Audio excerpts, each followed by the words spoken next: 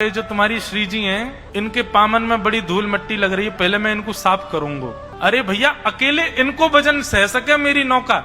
इनके पामन में धूल मिट्टी लगी है, या को वजन यदि मेरी नौका में गयो तो डूब जाएगी। ललिता विशाखा बोली, ये सब तो तेरे बहाने हैं, स्पर्श करवे के हम सब जाने ना है। तू सकलती पता चल लो कैसो है, लंपटता के पूरे लक्षण है तुम। ठाकुर जी बोले, तो फिर ठीक है, चली जाइयो, पार में जा रहा हूँ। बैठन लगे नौका। अरे ना तू तो बुरो मान जाए लाला, आजा आजा। कहा करना? बोले चरण धोऊंगो, मैं ही धोऊंगो, तुम सबरी दूर नहीं हो, अकेलो धोऊंगो। श्री जी तो पीछे हट गई, बोले मैं नहीं स्पर्श कराऊंगी याते। ललिता विशाखा बोली, श्री जी देखो, दूर दूर तक कोई नौका नहीं है, एक ही नौका है। अब ठीक है, जैसो भी है, पार तो करे ही देखो। और श्यामाजू एक बार बस या की नौका में बैठ जाए हम, फिर तो या ऐसा सबक सिखाएंगी, पल्ली पार ले जा करके तो या के हाथ पाम बांध के एक एक डुक मार के जाएंगी यहाँ में।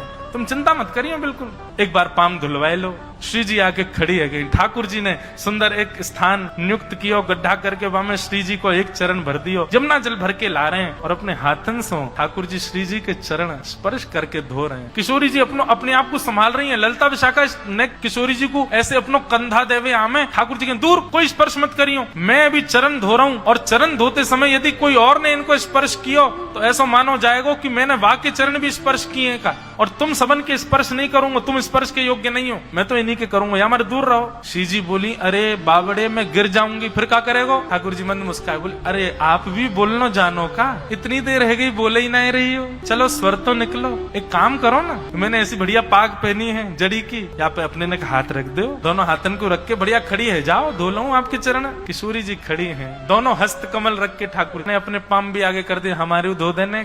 ठाकुर जी बोले, तुम तो पीछे ही रहो, आ गई है बात बनाती, आओ आओ श्यामा जी आप विराजो, यहाँ में नौका में बैठो मेरी, सब लोग पीछे रही हो, कोई मत आ जाइयो, मेरी नौका डूब जाएगी नहीं तो। किशोरी जी विराज गई, ठाकुर जी बैठ गए। अब किशोरी जी कहाँ है? ठाकुर जी की तरफ कमर करके बैठी है, मतलब नौका के दो छोड़ हूं मैं, एक छोड़ में तो चलावे वालों बैठे और एक छोड़ में यात्री बैठे, और तो किशोरी जी दूसरे छोड़ में बैठी है और दूसरी छोड़ में भी पल्ली तरफ मुंह करके बैठी है।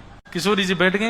अब ठाकुर जी ने जबरदस्ती अपनी पतवार जो है वो जमुना जी के भीतर रज में फंसा रखी है, और ठाकुर जी वहां पे ऊपर लद रहे हैं, जोर से खींच रहे हैं। बोले, अरे ये नौका तो आगे ही ना बढ़ रही। ललिता विशाखा आदि सब भारतीय बोली, अब बैठ गई है, श्यामाजू ले जा पल्ली पार। बोले, अरे बढ़ना रही है जे आगे, क्यों ना बढ़ रही? बोले, तुम्हारी जो स्वामिनी बैठी है गलत बैठी है जे। बोले, मतलब? बोले, अरे तुम न जानो, नौका जो है का वो वायु के प्रवाह से चले, अब पल्ली तरफ मेरी नौका को मुख रहेगा, वो चलेगी, वही तरफ तुम्हारी स्वामिनी जो श्वास ले रही है तो वायु टकरा जाएगी, नौका कैसे बढ़ेगी आगे? इनते कहो मेरी तरफ मुंह करके बैठ। शाखा बोली, जे कौन सा तर्क है लाला तेरो? बोले, मेरा तर्क यही है, मेरी नौका ऐसे चलेगी, इनते कहो इधर की तरफ मुंह करके बैठे, तब नौका बढ़े। किशोरी जी तो इशारों करे, मैं उतर के आ रही हूँ बाहर।